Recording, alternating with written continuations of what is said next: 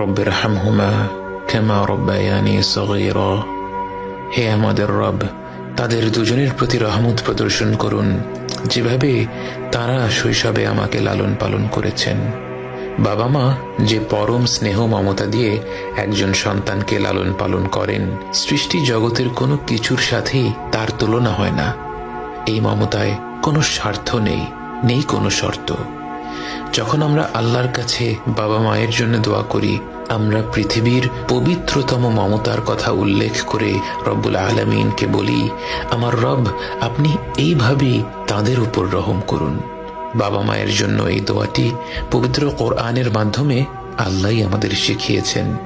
অথচ আমরা যদি শুধু বলতাম রব্বিরহামহুমা, এটাও একটা সম্পূর্ণ দোয়া।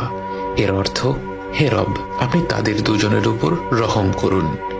কিন্তু আল্লাহ আমাদের শিখিয়েছেন রব্বিরহামহুমা কামা রব্বায়ানি সগীরা।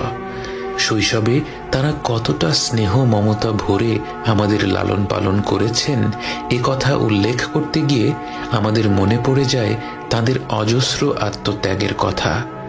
এই পৃথিবীর বুকে আমরা ভূমিষ্ঠ হওয়ার আগে থেকেই বাবা মায়ের আত্মত্যাগ আরম্ভ হয়ে যায়।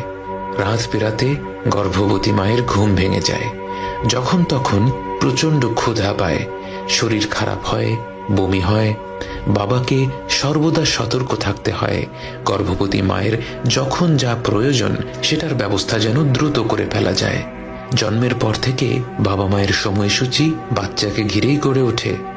বাবা মা যখন হাত তুলে তাদের রবের কাছে দোয়া করেন, তার কতটুকু নিজেদের জন্যে আর কতটুকু সন্তানদের জন্যে তা তো কেবল আমাদের রবই জানেন। এবং তিনি জানেন বলেই আমাদের শিখিয়েছেন রব্বিরহামহুমা কামা রব্বায়ানি সগীরা।